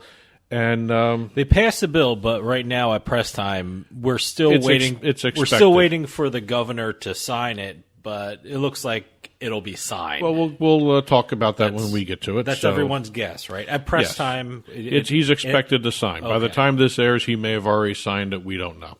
Well, let's hope so. Yes, and but like I said, a bunch of launches and a few deals, especially a first of its kind deal to talk about as well. All right. But let's start off, like I said at the top of this little segment here, that we have all the October numbers to talk about. We can finally close the book on that month because Illinois brought in their report for the month of October, and it was well worth the wait. Illinois set new state records for total handle, online handle, and revenue for the month of October. Well, look, like we said, October is the month for records in the sports betting industry, and Illinois is just the latest to set state records, right? Well, I am actually very impressed with Illinois. Illinois came in and it's a big population. It's going. I think it's got Chicago involved in it, so it's a big population. So honestly, be big. Before even saying what these numbers are, I think you got to really before we let me set the stage with this, because in May, this state's going to change dramatically because they are going to be dropping the in-person registration. Great, good. So you're going to see a hell of a lot more money coming in with Illinois because there's going to be a lot more people signing up for it. It's going to be a lot easier. Nevada, please take notice of this. But Illinois is going to be changing its registration requirements pretty soon. So you may see Illinois creeping up on New Jersey. More than Nevada, Pennsylvania. I would expect it. We're very much expect it. I mean, New Jersey is going to get some bad news when New York starts their mobile sports betting, and Illinois is coming up too. And you look, Pennsylvania has some pretty big numbers too. So, a lot of states with big populations are doing really good in sports betting, and that's great. And with Illinois changing its rules where it doesn't require in-person registration for their mobile sports books, I think that's going to make a difference. I think you're going to see a lot more excitement about Illinois in the coming months. Absolutely. But Illinois, like I said, set records for total handle, $840.4 million. They haven't hit the $1 billion mark yet, but I think they will probably when that rule changes. Online handle, $803.4 million. Revenue, $52.6 million, all in the month of October. Great. Top 5 for October, because now we can actually do the top 5. Thank you, Illinois, for coming in with your numbers. Yeah. New Jersey led $1.3 billion. That was number 1 in October. Nevada, $1.1 billion. We actually talked about them. They finally joined the $1 billion handle club with New Jersey. Okay. Illinois came in third with $840.4 million. Pennsylvania, $776 million. And Michigan rounded out the top 5. Just under $500 million, $497 million. Great. Now we got the final October numbers. They were really great. I'm really curious to see what happens with Michigan because I really thought Michigan would be moving a lot quicker. Well, Michigan's up there. I think you'll see a lot more from Michigan. I think they'll blow everyone away when we get to the March Madness kind of thing. When I think of Michigan, I think of them as, college sports and college athletics, and I think that's where they're really going to shine during March Madness. Although I could be wrong, but I think March Madness is going to be great for Michigan. Well, staying with the October numbers, excluding Arizona, and that's because Arizona has not reported their numbers yet. Oh, okay. Be like that, Arizona.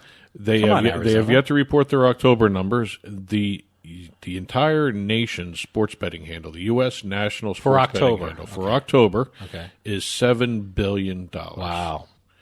A 36% increase from September, which was $5.2 billion. Okay. The national revenue in October so far is $504.5 million, up from $334.1 million reported in September. So even we are, as a nation, moving so fast, so far in just terms of 1 year. Yeah, it's absolutely crazy. Everyone loves sports betting. And look, the professional sport leagues, the collegiate sports are really, I don't want to use the word embracing it, but really working with the sports betting industry to really, really help fan engagement and things like that. I'm using marketing words. Fan engagement. They love that word. But it really is. It's really helping out the I think it's helping out the numbers for the sports betting industry, and also it's helping out the numbers for the sports industry. It's one of those things where a lot of people talk about where the next expansion is going to go, and Honestly, I think everyone's talking about sports betting with the media expanding that way.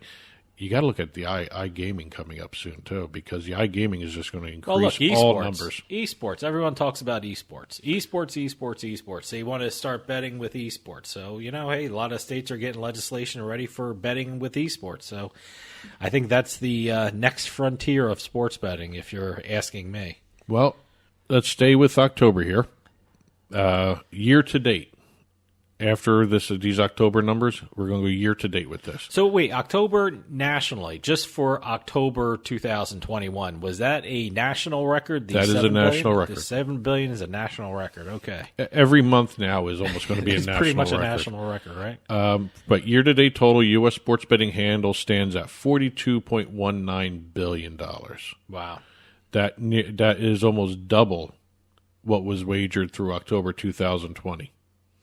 Now, in 2020, there were only 17 markets live. There are 34 right now.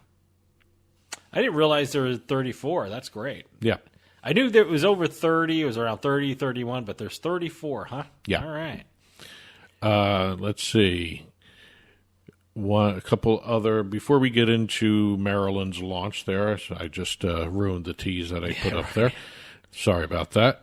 Let's talk a couple of other numbers here. We had, going into November, they're starting to report the November numbers. That's how late Illinois is with some of their numbers. We had Oregon coming in with their numbers. See, this is where it always gets confusing. You talk about Illinois, and they're always like a month and a half behind. Now we're going to talk about what? November numbers, right? November numbers with Oregon. Their handle was down. Oh, okay. Yeah, so that October boost. Yeah, well, I think October is the month for sports betting. I'll tell you that. I think with some states it's going to go up in November possibly, but a lot of states it's going to either plateau or go down. I don't know about Jersey. Jersey may not reach what they just reached in October, that 1.3 billion. Most states are going to have a little decline, I think, most of them. But Oregon came in with the lower handle. The only reason I bring up Oregon is because it has your favorite sport. Oh, we're talking table tennis now? I always bring up table tennis because it's a very interesting industry to me. Oregon this table tennis and betting Colorado. industry. Oregon and Colorado. They're the hub of table tennis, I guess, in this country, right? Well, Oregon set a record gross revenue this month, but I am just impressed with the way table tennis performed. Okay. It was in the top 5. Wow, top 5. It was number 5, but it made the top 5 in Oregon. Brought in a. So do you have the list of sports, the most popular bet on sports? Top handles. Okay, they're top handles. Basketball brought in $13.5 million in handle. All right. Football $11.1 million.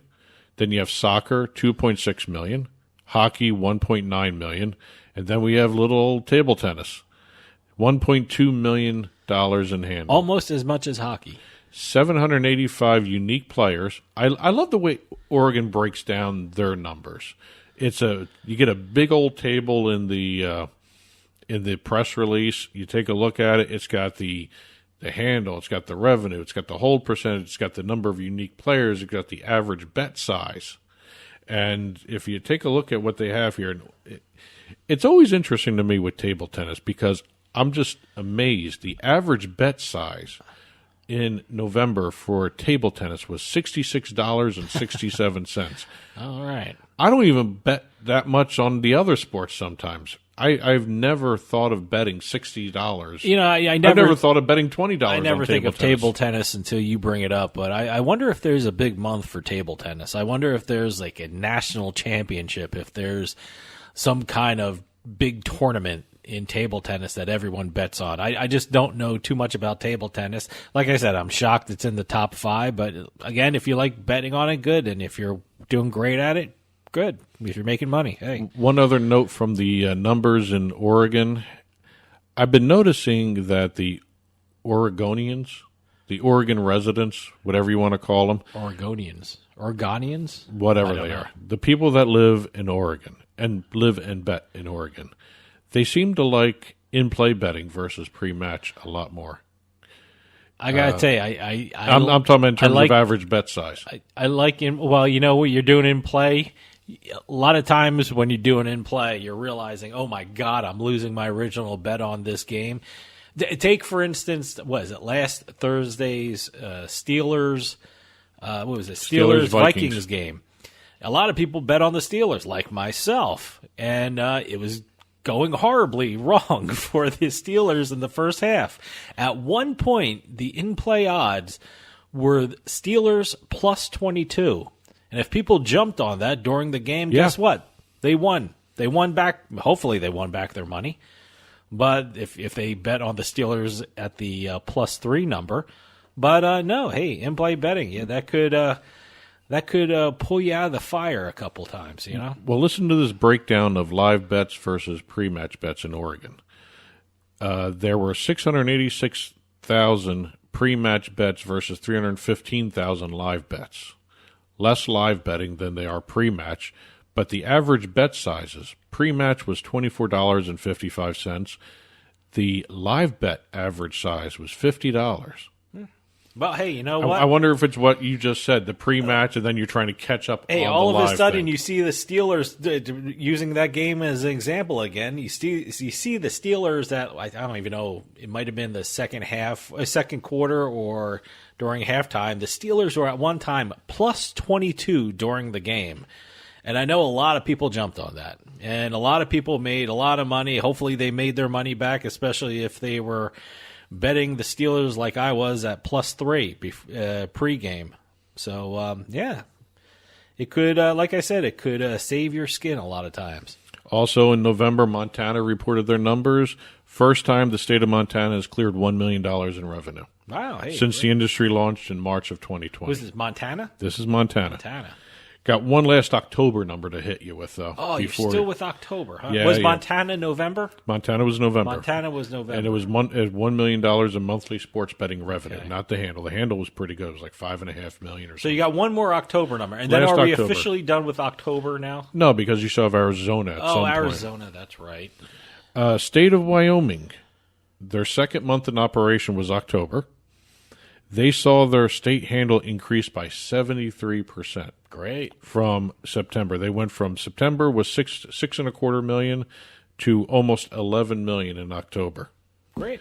And that's another one of the online only states. They don't have any retail books. Might as well just talk about Maryland right now. Maryland has become the 31st U.S. jurisdiction to offer legal sports betting. Now, when is the date where people can actually place a bet in Maryland? They did. They did. Yeah, last week.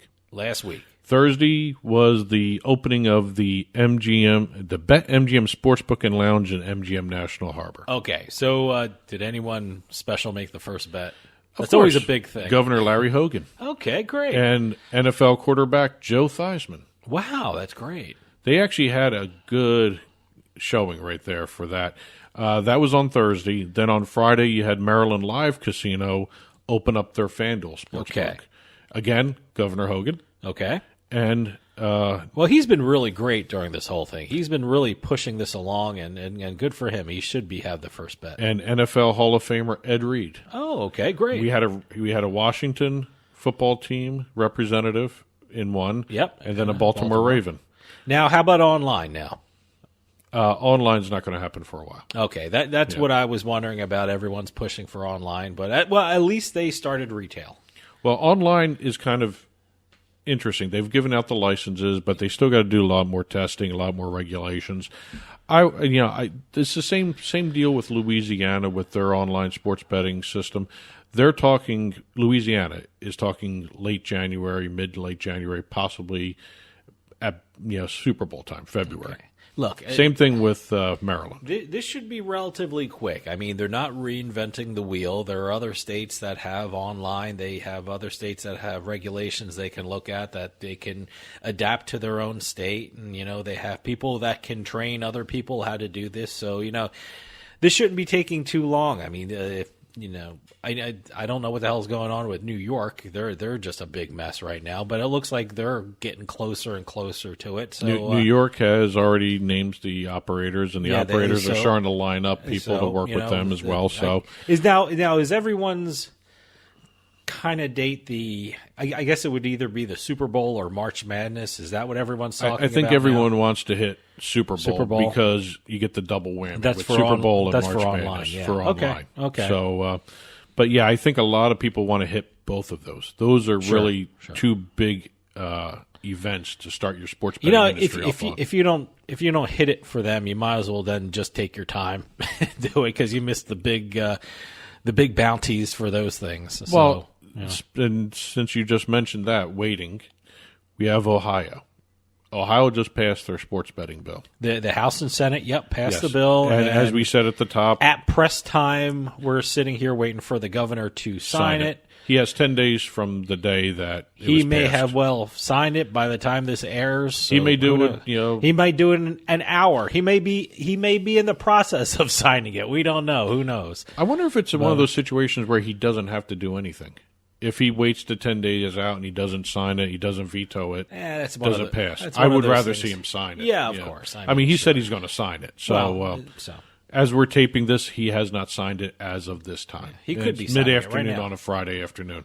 He could be sitting as this. You're right. He could be sitting as this, signing it right now. So.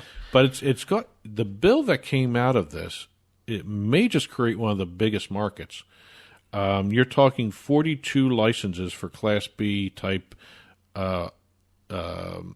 organizations, Ohio sports teams, casinos, racinos for retail sports betting. You have 25 online sports betting license minimum because of the 25, you get 2 skins, so you may see 50. Wow. Jeez. Then you have the Class Cs, which are the bars, the restaurants, the bowling alleys. It was the very first state I have ever heard of where bowling alleys were lobbying to get sports betting. Were they specifically mentioned in the legislation? Yes. Oh, okay. Good job on lobbying, too. See, that's a great place for a sports betting activity, the bowling alley. Oh, yeah. It's such a great place. You got a bar, you got food, you got bowling, and boom, you got sports betting. And I think some of the now when we say sports betting, we're talking about kiosks, right? Kiosks, yes. Kiosks. But you mentioned the bowling alleys. There's this one chain in the country, Bolero. That did a deal. What a great name. Yeah. That did a deal to have sports betting data broadcast on their screens in the lanes. So if there are any Boleros in Ohio, they're ready to go. All they need to do is get the kiosks. I wish New Jersey would do something like that. Well, there are the Boleros bars. in New Jersey. Okay, well, I wish the bars and restaurants were allowed to have Buffalo Wild Wings with the BetMGM channel. Well, you have the channel, but you can't place your bets there. They don't have any kiosks there. You can use your online app for that. I know, but it's the thought that you're talking about.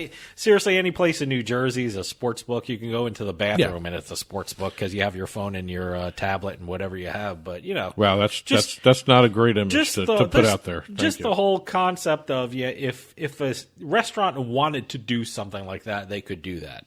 Well, that's a nice thought. But again, Ohio's not going to be launching soon. It's going to be, they're saying anywhere mid-2022 to 2023 for a launch of that industry. See, that's just crazy. Well, when you're dealing with that many licenses, I think you got to get take it. your time. I know. I get it. But, you can get the ball rolling, at least allow some of the casinos to allow sports betting or just put kiosks to start off and then gradually have your temporary sports book in a casino, then have it built in a casino, and then have your online, Couple quick Get launches. The ball rolling. Couple quick launches to talk about before we get out of here. Twin Spires launched their sports book in New Jersey. I gotta check it out. Yeah, that's can't the wait. 8th state for Twin Spire. Okay. FanDuel and Boyd FanDuel, Boyd, and Delta Downs launched their FanDuel sportsbook at Delta Downs last week. That's in Louisiana. As a matter of fact, their ribbon-cutting ceremony was hosted by Pro Football Hall of Famer Randy White. All right. And one deal to really hit this week, we have our very first Big Ten school signing a sports betting deal. Okay, who is that? It is the University of Maryland Athletics signing a deal with PointsBet. Wow, what a big week for Maryland. Well, it's a big week for Big Ten because, like I said, it's the first Big Ten school to sign with Sportsbook. After all that kicking and screaming with the NCAA, they're now starting to do all these deals. You've got the PointsBet. It's a multi-year deal with PointsBet. PointsBet signage will appear in and around Xfinity Center and Capital One Field at Maryland Stadium. They're also going to have a bunch of programming, sponsored by PointsBet, signage everywhere, commercial spots. So this now marks the fourth school to do a deal with a sports book. You have University of Maryland here with PointsBet. Then you have LSU with Caesars, University of Colorado partnered with PointsBet, and University of Denver with Superbook. Yep. So we have 4 NCAA entities partnering with sportsbooks already. And, last but not least, Sport Radar did a 5-year extension with their sports betting deal with Kambi. Sport Radar will remain Kambi's exclusive supplier of NBA, National Hockey League, Major League Baseball, and college sports data in the United States market. That's it for this week's book report. There is more and more news to report that we didn't have time for. It's in the print version of the book report that will appear on the blog, turnpikesportsradio.com. Click on the blog button. You'll see the book report in print form there. Any news reports, press releases, info at turnpikesportsradio.com, and we'll be sure to include them in a future book report. And that'll do it for us this week. We'll see you next time on the Turnpike.